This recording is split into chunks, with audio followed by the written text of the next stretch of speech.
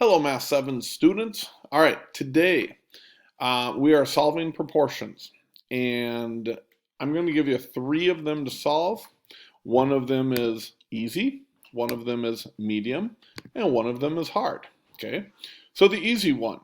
So knowing that we're going from this side to trying to solve for this side, we have to take 6 divided by 3 to find our multiplier. Well, 6 divided by 3 is 2, so I need to multiply this one by 2 to get to 6, which means I need to multiply this one by 2. 11 times 2 is 22. Super easy, I know you got it. Second one, medium hard. Okay, again, we're going from this side to this side because we got to solve for this side. So we're going to take the 12 divided by 8. Well, 12 divided by 8 is 1.5.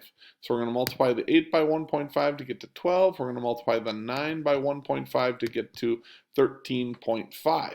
Okay, now for the hard one. All right, this time we're going from this side to this side, which means I need to take this 5 and divide it by that 7. 5 divided by 7. Go ahead, do that on your calculator. What does that equal? That's right, it comes up with a decimal that, yeah, I don't think so.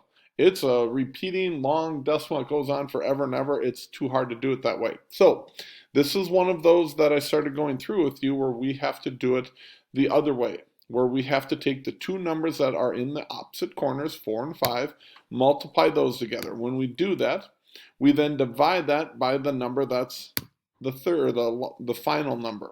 So we divide that by 7. Well, 4 times 5 is 20. 20 divided by 7 can't be simplified, and that's our answer. This is how you do solving proportions. Guys, have a great day. Bye-bye.